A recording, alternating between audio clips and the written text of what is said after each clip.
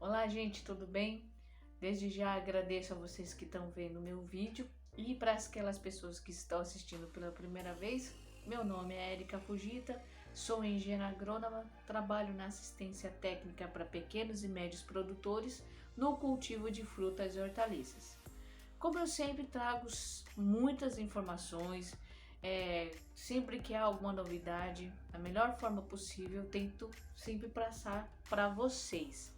E principalmente para vocês cada vez mais melhorarem o manejo no campo de forma profissional, de forma sustentável, não só pensando no meio ambiente, mas também no nosso bolso, que isso é muito importante. De nada adianta meu trabalho se eu não conseguir trazer sustentabilidade financeira para vocês, não é verdade? E para aqueles que plantam de hobby, de fim de semana, ou até mesmo depois do expediente do trabalho cansativo, meu muito obrigado por estar me seguindo e sempre assistindo meus vídeos. Então eu tenho aqui o público da zona rural e o público da zona urbana que sempre estão acompanhando, comentando, e inclusive pessoas que já receberam as minhas orientações, e por gratidão imensa minha para vocês, meu muito obrigado pela confiança, tá bom? Porque é de extrema responsabilidade, principalmente pela minha formação de engenheiro agrônoma, tá zelando e ter o cuidado da informação que passo para vocês. Então, assim, todas as vezes que eu elaboro um vídeo, venho até vocês, é porque antes eu já faço um preparo, né? Vou buscando através de anotações, vou pescando as visitas que eu fiz de acordo com o tema do vídeo e sempre trazendo informação mais real possível, prático principalmente, porque no dia a dia a maior centro de informações que tem na minha profissão nada mais é do que o campo.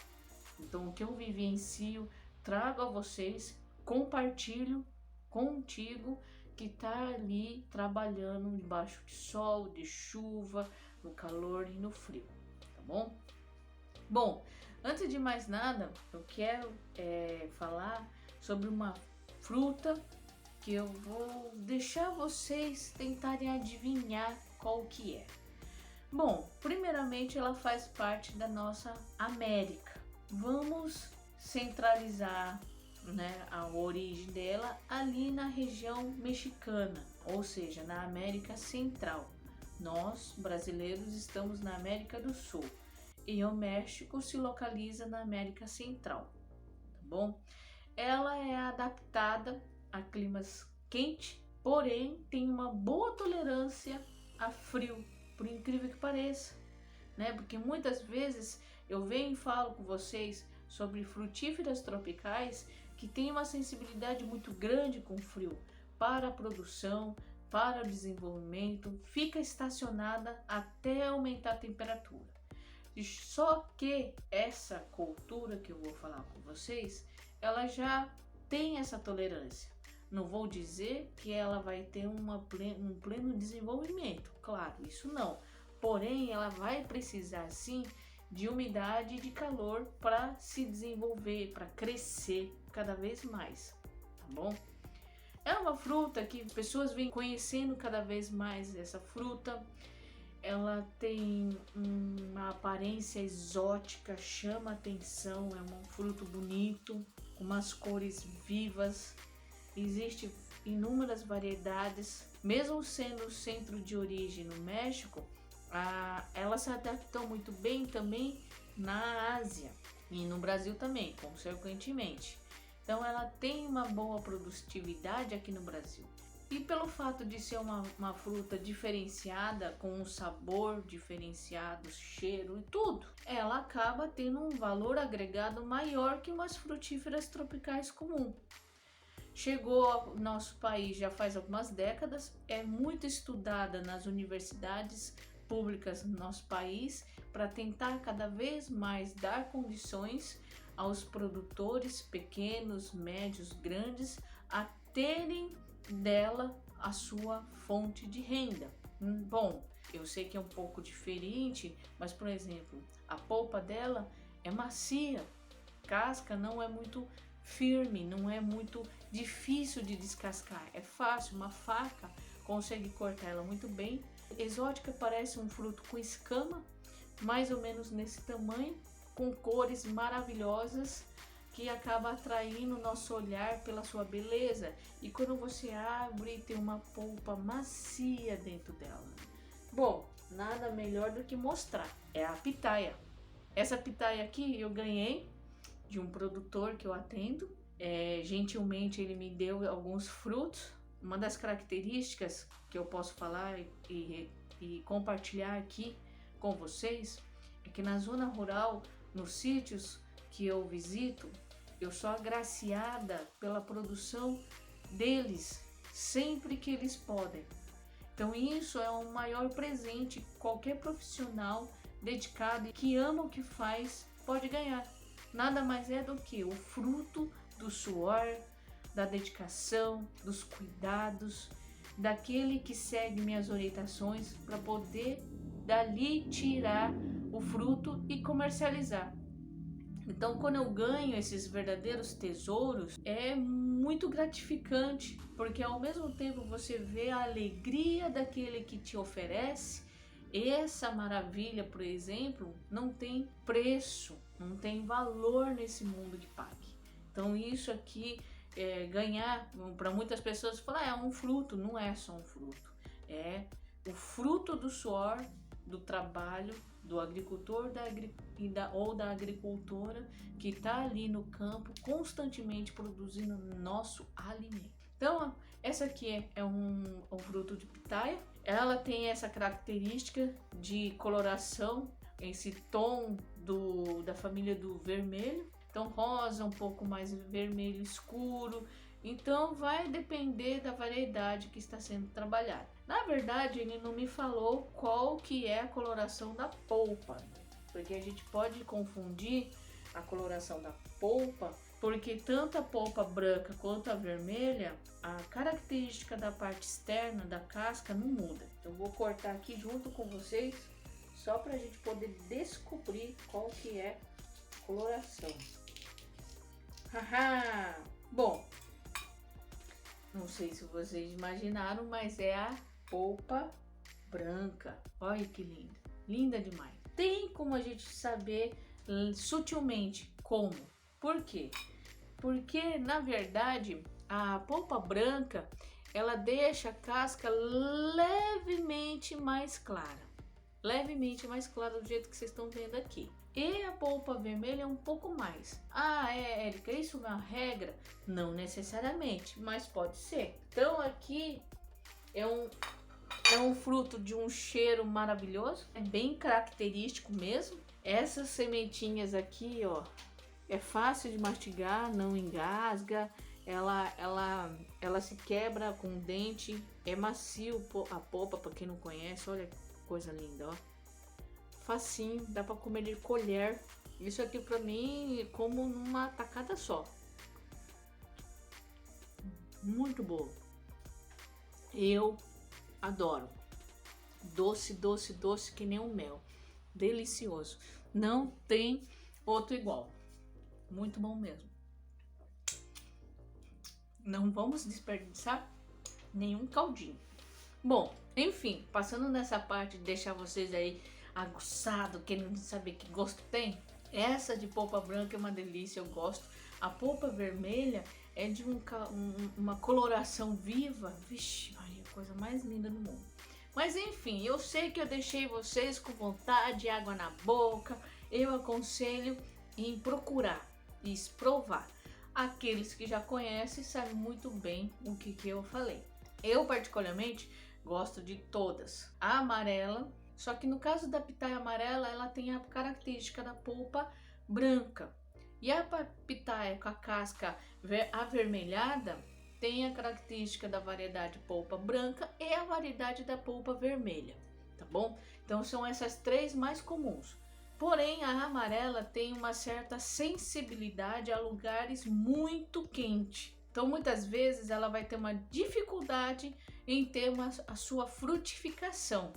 E não é um fruto assim de conhecimento muito amplo, principalmente por causa dessa característica, entendeu? Então, às vezes, essas pitaias que acabam inundando o mercado são aquelas que se adaptaram muito bem ao clima, às características do nosso clima, do solo, latitude, longitude. Ela pode e consegue ter essa produtividade.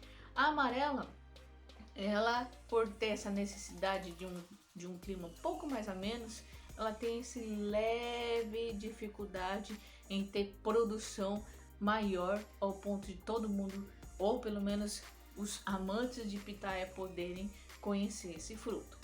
Bom, então vocês viram como é uma fruta diferente. Então assim, ela tem esse sabor suave, levemente doce. Ela é muito utilizada pelos povos orientais para aquelas pessoas que têm diabetes, e é uma excelente fonte de fibra, entendeu? Então isso é muito interessante. A branca, ela tem dentro da sua composição, ela tem a presença do zinco. O zinco é muito importante para nossa dieta, para nossa manutenção do metabolismo. Então, ela tem características também chamadas nutracêuticas, que é o que? São os nutrientes contidos no fruto que vai ajudar a melhorar a saúde da pessoa que consome. O consumo tem que ser periódico, não adianta, né? Mesma coisa um tratamento homeopático. A homeopatia só vai funcionar doses pequenas, no médio e longo prazo. Então, é dessa forma que os frutos e hortaliças vão contribuir para a nossa saúde. Consumo periódico, 2, 3 vezes por semana, da melhor forma que vocês conseguirem, tá bom? E a vermelha ainda, aquela de polpa vermelha, é rica em antioxidante. O que seriam os antioxidantes? São aqueles componentes que estão presentes nessa tonalidade dos vegetais. O tom amarelo, laranja ao vermelho, dentro dessa faixa de amarelo ao vermelho, são aqueles que têm caroteno, beta-carotenoides, que nada mais é do que os antioxidantes. O roxo também é um bom antioxidante. Então, aquelas frutas roxas têm essa composição presente nelas, tá bom? E para que servem os antioxidantes? Bom, o nome já fala, ela vai evitar a oxidação. Por exemplo, não sei se vocês sabem, eu acho que eu não devo ter comentado em nenhum ponto, mas nós precisamos de oxigênio. Todos os seres vivos do planeta precisam de oxigênio. E devido a essa necessidade, automaticamente aquilo que nos mantém vivo, ela também vai oxidar nossas células. É mais ou menos a ação do ar com o ferro. O ferro exposto ao ar, ela vai ter uma ação de enferrujar, ou seja, existe uma reação com o oxigênio presente no ar que junto com o ferro ela vai oxidar. Então os metais têm essa característica de oxidar com o ar, com o oxigênio. Por exemplo, o cobre, ele fica azulado. O ferro, ele vai ficar enferrujado, com aquela tonalidade marrom, um amarelo mais escuro. E isso acontece também nós. Então, um envelhecimento precoce, o ar que nós respiramos também vai fazer um trabalho oxidativo dentro do nosso organismo. Então, é mais ou menos aquilo. Eu preciso do oxigênio para me manter viva, mas ao mesmo tempo é ela que vai levando a degradação, a oxidação, que nada mais é também todo um impulso natural do envelhecimento. Então, uma das formas que o ser humano tem pesquisado há milhares e milhares de anos para poder aumentar a longevidade das pessoas, nada mais é do que tentar reduzir essa oxidação. Então, os antioxidantes presentes nos alimentos, principalmente nos alimentos vegetais de coloração laranja avermelhada, roxa também tem. Então, esses são os melhores para poder estar combatendo. Então esses antioxidantes são vitais para a nossa manutenção, entendeu? Então se a gente faz manutenção do carro, vamos fazer a nossa manutenção através do nosso alimento. Por isso que eu falo sempre para vocês que é importante demais consumir frutas e hortaliças. Eu sei que tem muita gente que não gosta, tudo bem, também não gosta de certas coisas, é normal, só que a gente não pode deixar de ter isso, porque a nossa base alimentar pode ser a carne, mas desde os primórdios do ser humano, temos também o uso dos vegetais para nos sustentar, e isso tem que ser mantido, não tem como mudar. Da mesma forma que nosso organismo necessita de proteína animal, nosso organismo necessita do composto que os vegetais podem nos oferecer. Então esses são alguns benefícios que podemos encontrar na pitaia, além de ser um fruto lindo, conhecido também como fruta do dragão. Por que do dragão? Por causa da escama. É bem interessante esse nome, né? Então é dado a ela, além de você chamar a pitaia de pitaia, vocês podem chamar a pitaia de fruta do dragão. Então a gente já pode remeter assim aqueles filmes de castelos medievais com dragão. Vixe, já viajei na maionese aqui. Mas enfim, é isso. Então a pitaia que eu trouxe a vocês é de origem na América Central, então não está muito longe, por isso se adaptou muito bem ao nosso país. Ela consegue ser plantada de 50 metros de altitude em relação ao nível do mar até 500, 700 metros. Não muito do que isso. Passando disso, vai ter algumas dificuldades em desenvolvimento, como por exemplo crescimento, formação de brotos, tá? Todo o desenvolvimento geral da planta.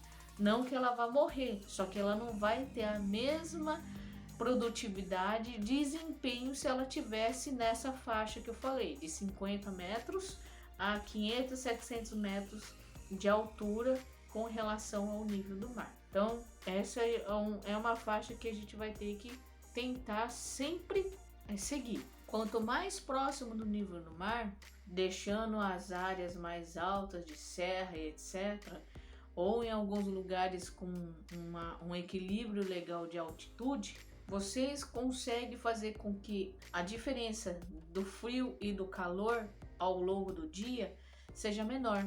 E isso faz com que qualquer frutífera tropical, não é exclusividade da pitaia, mas qualquer frutífera tropical, ela com uma amplitude térmica. O que é amplitude térmica? É a diferença da temperatura mais baixa com a temperatura mais alta do dia. Então vamos supor, vocês veem ali na previsão do tempo. Hoje vai bater uma temperatura máxima de 28 graus, porque agora está esfriando. E a mínima de 13, tá bom? Então essa diferença de 28 menos 13 é chamada de amplitude térmica. Por quê? Quanto menor essa diferença, menor é a variação de temperatura. E como eu já falei para vocês inúmeras vezes, o metabolismo dos seres vivos está intimamente ligado à temperatura. Então, se o meu metabolismo está acelerado por causa do calor, então ele ou com uma temperatura mais amena, nem muito quente, nem muito frio, então eu vou ter uma velocidade de desenvolvimento, na onde vou ter o que? As brotações da pitaia, os crescimentos, a indução floral, que no caso é a formação de botões, e assim por diante. Então isso está relacionado principalmente ao clima da região e também à altitude em relação ao nível do mar. Quanto mais alto, fica mais fresco, então muitas vezes essa variação acaba sendo maior, ou se não, quando eu tenho uma altitude razoável, em torno de 400 metros mais ou menos, já tem uma amplitude um pouco menor. E isso também está relacionado a mais próximo da onde? Da linha do Equador. Aquela linha imaginária que divide o nosso planeta em dois hemisférios, o norte e o sul. Quanto mais próximo dessa linha imaginária chamada Equador, a gente vai ter mesma hora de luz e mesma hora de escuro.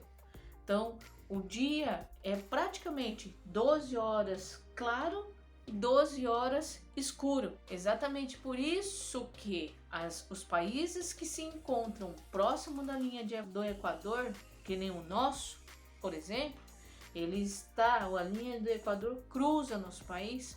Lá na região do Norte e Nordeste, temos a capacidade de ter a nossa produção de frutas muito bem, obrigado, porque eu vou ter mesma hora de luz e mesma hora de escuro. E nesse caso, a amplitude não muda muito, ela acaba sendo quase constante. Só que no inverno ela já cai bastante. Então, dessa forma, nós temos alguns comportamentos dentro do nosso território nacional que possa estar melhorando a produtividade ou não. Então, a escolha da área de plantio já vai partir daí. Por isso que eu sempre falo a vocês têm que conhecer a cultura antes de pegar e investir nela. Se a região que vocês estão tem essas características de diminuir essa amplitude térmica, eu vou conseguir fazer com que eu tenha menor diferença de temperatura ao longo do dia, porque o metabolismo não vai ter, por exemplo, vamos supor, começa frio, o metabolismo está lá embaixo, aí vai esquentando bem devagarinho, e lá por umas 2 horas da tarde aumenta um pouco. Agora, se eu tiver uma temperatura já com uma diferença pequena de hora mais frio e hora mais quente do dia, eu vou ter o início do dia com uma certa velocidade um pouco maior, e aí eu vou terminar o dia com uma pequena evolução e queda. Só que eu tenho um metabolismo constante ao longo do dia e uma faixa pequena também, porque eu não tenho essa variação tão doida. Isso vai interferir muito na produtividade. Claro que vai variar também no seu manejo. Não adianta o clima estar propício, a área ser ideal, a altitude ok, se não fizer conta do manejo. Lembra que eu já falei a vocês? Meu pai sempre falava, não existe terra que não produza, existe manejo feito de forma errada. Bom, tendo o seu local, vamos lá para o que nos interessa. Érica, é difícil o manejo? É difícil o plantio? Não é. Primeiro, ele é um cacto. A pitaia é um cacto. Sendo um cacto, ele tem uma grande característica de reter água. Ah, então quer dizer que ele não pode ficar em local muito seco? Pode, mas tem que ter matéria orgânica. Então ele pode ficar num lugar encharcado? Já não é muito legal. Porque ele sendo um cacto, ele não vai tolerar grande quantidade de umidade no solo, não é verdade? A gente tem que respeitar a característica do grupo de vegetais da qual ele faz parte, que é o quê? Os cactos. E geralmente ele vai se dar muito melhor em solos mais drenados, a porcentagem de argila não tão alta. Por quê? Porque ele não pode ter aquela retenção de água muito grande. Então, muitos lugares que tem essa característica, para não deixar de ter o cultivo da pitaia, eu sugiro sempre fazer aquela amontoa, que é onde a gente junta o solo para que ele aumente mais o perfil, ou seja, a profundidade do solo, e aí eu tenho maior facilidade para drenar a água. Ó que legal! Então aí você já pode ter certeza que consegue plantar em um local que tem uma característica de retenção de água. Ou se não, fazer valas. Nossa, é verdade? Sim, fazer valas na qual você vai ajudar com... Eu tenho uma área, geralmente local de várzea, onde tem muita retenção de água, ela tem uma característica de ser plana. E por ser plana, demora muito para a água ir embora, escorrer e seguir o seu curso. E para a gente acelerar isso cada vez mais rápido, o que eu faço? Eu vou cortar esse terreno em valas. Essas valas podem ter em torno de 40, 50 centímetros de profundidade, e se você tiver condições, pode fazer valas de 1 metro, 1 metro e pouco de profundidade. Para quê? Para que eu consiga fazer com que essa água que está nesse solo plano tenha condição dele escorrer com maior velocidade, porque vai ter um lugar onde ele está que tem uma pequena depressão, que é a vala. E essa vala vai fazer com que toda aquela água que está ali embaixo no subsolo, ele vai procurar o quê? Aonde escapar e escoar. Por isso que é importante. Ah, Érica, então quer dizer que num local encharcado, dependendo da porcentagem de argila que você tenha, eu posso cultivar a pitaia? Sim, tem um produtor que eu atendo que ele tem uma porcentagem de argila no solo bem razoável. Ele cortou o terreno, fez que nem, por exemplo, espinha de peixe. Vamos supor, eu tenho que ter um canal principal e as valas adjacentes. Para quê? Para que ele possa fazer com que escorra essa água, entendeu? Dessa forma, você tem o quê? Uma boa drenagem de água.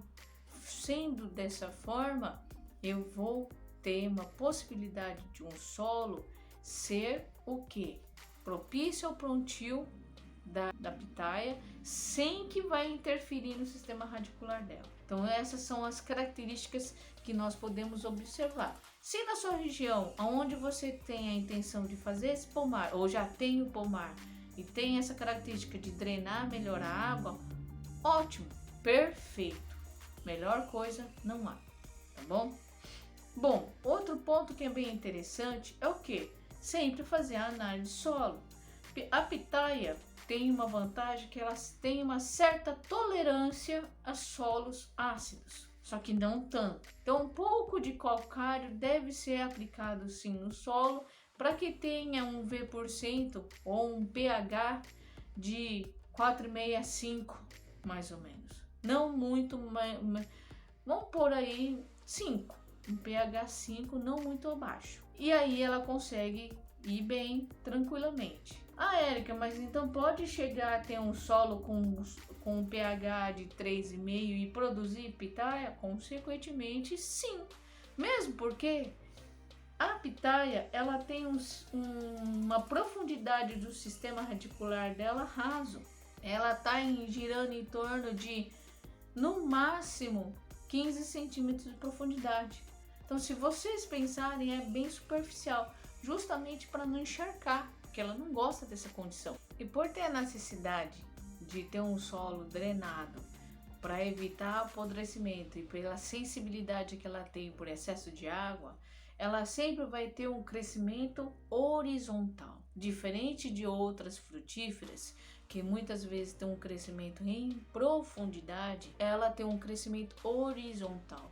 Só que a pitaia, para quem já conhece ou ainda não viu, ela precisa de escora para crescer. Então ela é um cacto, só que é um cacto que ela emite alguns mecanismos para ela poder se fixar sem que ele caia de um lado para o outro. Vai bater um vento, vem para lá, fica aquela balanceia, mas não é assim. Então a pitaia, ela tem esse mecanismo de se agarrar onde vai crescendo. E na medida disso, ela se fixa. Por esse motivo que ela tem que ter o tutor sem tratamento na madeira. Então tem algumas pessoas que usaram madeira tratada para poder ser o tutor da pitaia, porque ela precisa. Ah, então quer dizer que a pitaia precisa de um tutor? Sim. Lembra que eu falei que é raso o sistema radicular? Muitas vezes esse sistema radicular raso, ela não tem uma condição de poder firmar a planta. O crescimento da planta, da pitaia no caso, né? Ela não tem essa condição de se manter muito firme. Por isso que a evolução dela é crescer apoiado em árvores. Só que ela não vai se alimentar da árvore. Ela vai se alimentar do que está no solo. do que a raiz dela está se desenvolvendo. Então, uma pitaia que está crescendo ali naturalmente, por exemplo, escorada numa árvore, ela não vai levar a árvore à morte. Pelo contrário, ela só está emitindo aqueles mecanismos para poder se segurar, que nem as orquídeas fazem, para poder não cair. Só por isso. Mas ela não se alimenta com aquela estrutura que abraça. Pelo contrário, é a raiz que se alimenta. Então, isso é um ponto bem interessante. Mas se a madeira do tutor tiver passado pelo tratamento químico, a pitaia não vai agarrar. Você vai ter que pegar e amarrar ela, e vai amarrando, vai amarrando, vai amarrando, vai amarrando, porque ela não vai agarrar. Porque a gente só amarra enquanto ela não agarrou.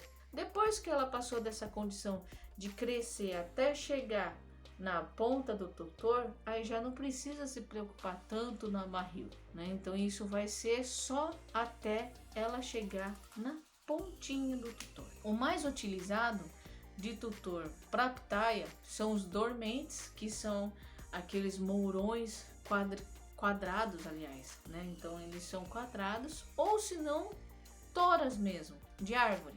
Só que se na sua região é uma região que chove bem, essa umidade vai favorecer o apodrecimento dessa madeira.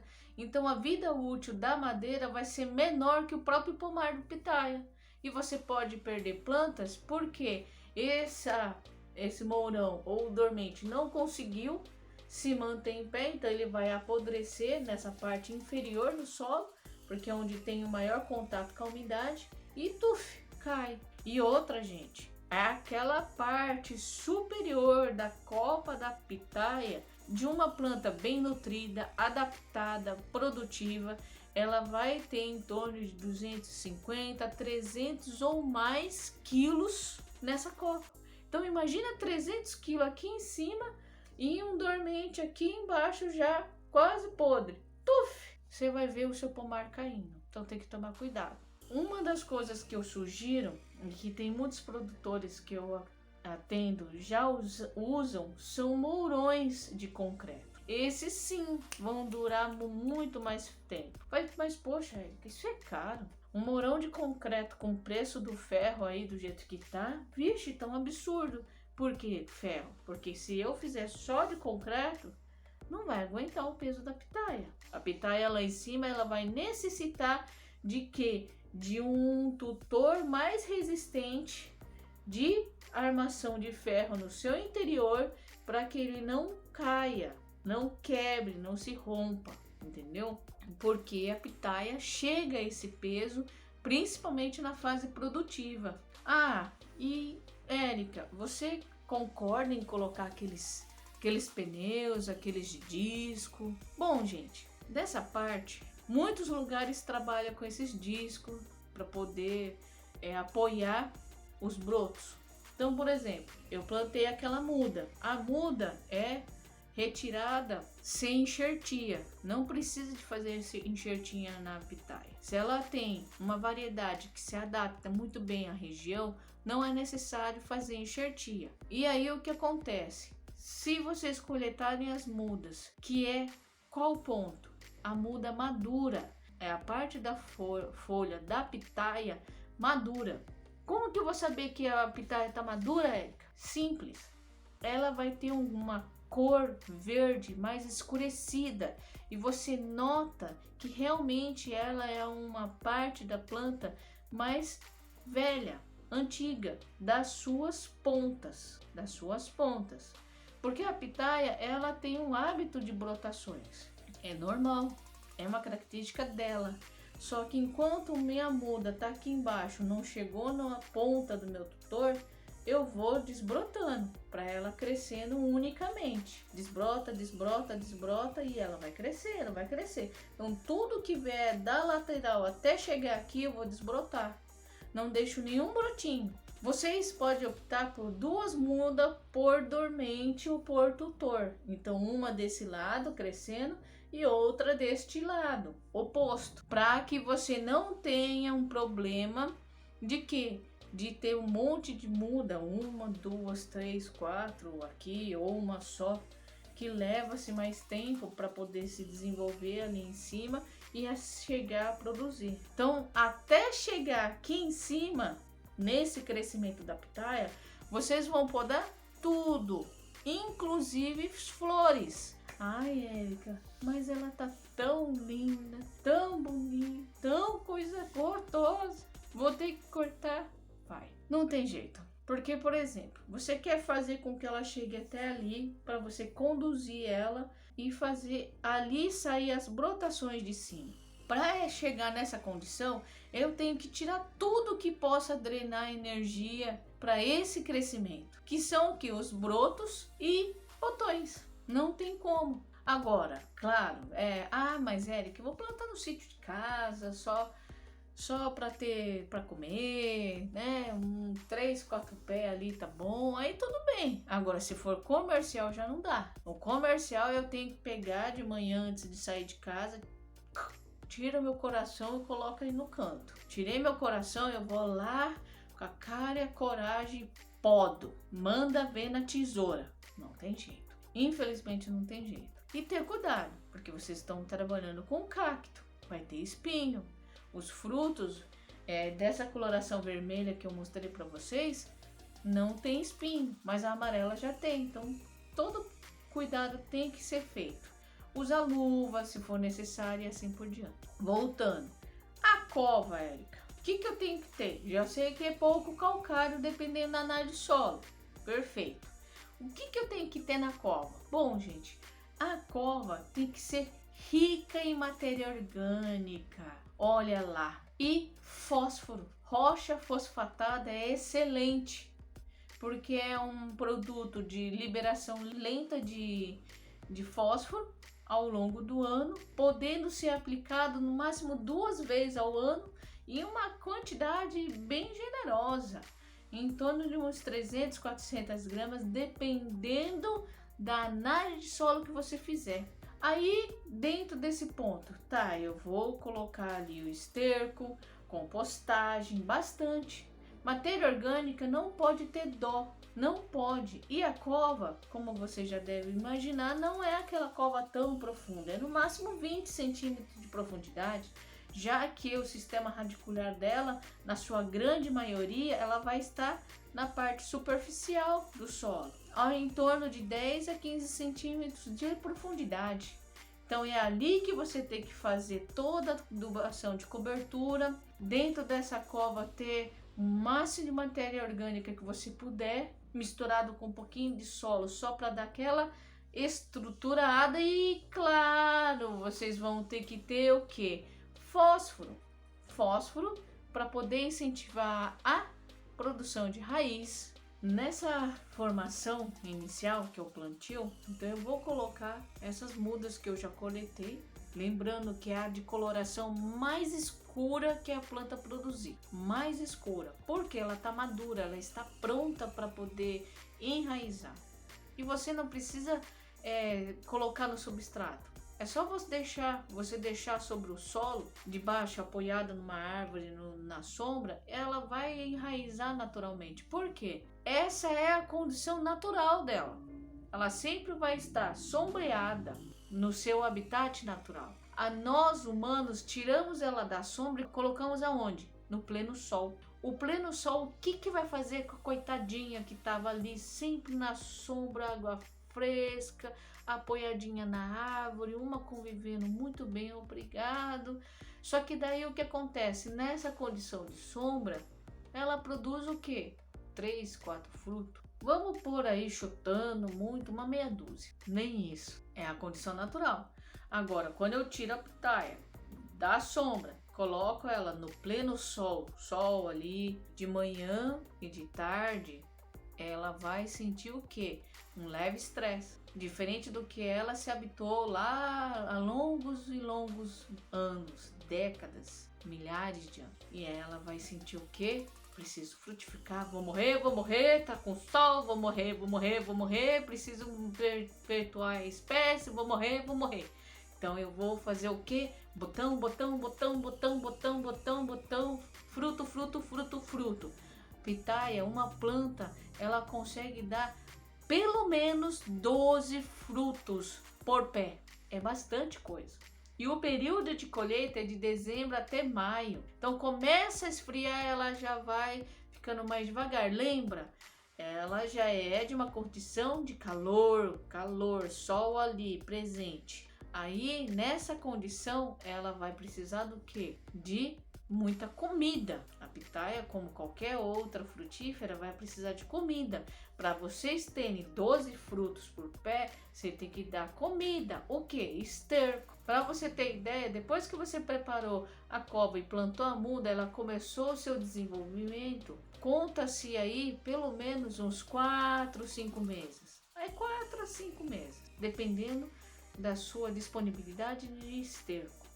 Você vai distribuir ali ao redor da planta, não revolvendo muito o solo, porque ele é bem superficial para não machucar o sistema radicular. E outra coisa que é bem interessante, como a pitaia ela é de haste única e muitas vezes o mato não vai interferir tanto, né, no seu desenvolvimento, você pode deixar somente uma cobertura verde. Então fazer a roçada para controlar aquele mato que tenha um crescimento um pouco maior. Só que aquele tapetinho é ideal, é um must deixar aquele tapetinho sobre o solo, para não deixar o solo desidratar, tá bom? Essa é uma condição. Ela é um cacto, só que também não vai morrer de sede, pelo amor de Deus. Qualquer cacto, mesmo cacto, precisa de algumas gotinhas de água, uma densidade pluviométrica razoavelmente baixa, mas bem distribuída e não tão localizada assim. Chover num dia só, que iria chover um mês todo, no intervalo de 3 meses, enfim, vocês entenderam. Nada de muita água. A cobertura vegetal ou até aquele início lá de vocês colocarem o coroamento com a palhada já vai ajudar a segurar a umidade. E a condução lá de cima vai ser de que forma? Essa parte de condução na parte superior, então eu tenho aqui a minha planta, chegou no topo do meu tutor. O que eu faço? Uso o disco? Na verdade, o disco tem que ter um reforço muito grande. O que pode suportar um peso de, no mínimo, 200 kg, 300 kg no máximo, ou 350? Constantemente, apoiado ali naquele ar. Então tem que ser uma estrutura de metal bem investido, bem elaborado e bem feito. Porque senão ele entorta. O pneu de moto também vai chegar um momento que vai entortar, porque é borracha. A não ser que ele esteja no seu interior armado com aço, né, que suporte o peso da pitaia. Isso é o que acontece. É isso que a gente deseja. Então a copa ela vai ficar pesada. Ah, Érica, mas isso vai levar anos. Tá, tudo bem, mas a sua cultura pode levar e sobreviver por 2 décadas, 3 décadas, 4 décadas. Ou seja, pode ter 40 anos, 50. Sempre ali. A planta em si não tem folhinhas para poder ser mastigada por lagarta. Então, assim, tem poucas pragas e doenças que vão afetar a sua cultura ao longo do seu desenvolvimento, entendeu? Então, dessa forma, eu consigo fazer com que tenham uma cultura rústica de baixo investimento em manejo e tratos culturais ao longo do seu desenvolvimento. Então, contendo assim o que? Toda a sua condução dessa forma. Então, os únicos tratos e manejo que vai haver é mais pelo mato, a poda, a amarração até a pitaia chegar ali em cima. Chegando ali em cima, muitas vezes vocês podem até retirar essa amarração, caso queira. E aí fazer o que? Se eu tenho 2 mudas crescendo, chegou lá em cima, faz isso e deixa brotar. Os brotos vão pegar e se amontoar um sobre o outro, sem a necessidade do disco, sem a necessidade do pneu de moto, sem a necessidade do pneu do caminhão, sei lá. Entendeu? Sem essa necessidade muitas vezes do arco, que é um investimento caro no momento de hoje. E se vocês investirem então no concreto, já vai ter um valor inicial maior. Então nesse primeiro momento, só fazer esse cruzamento aqui de mudas e deixar a brotação vir, que ela por si só já vai se organizando através do seu manejo, através da sua poda e do seu olhar. É uma cultura fácil de trabalhar, tem que se ter e observar quais são as mudas e variedades que vai se adaptar bem à sua região. Como eu falei para vocês, é uma planta que estava na sombra e a gente tirou de lá e colocar no pleno sol. Então tem que ver aquelas que não se queimar, não vão queimar muito, não vão ficar amareladas por causa do sol forte. Então esses pontos a gente tem que ver e verificar muito bem, tá bom?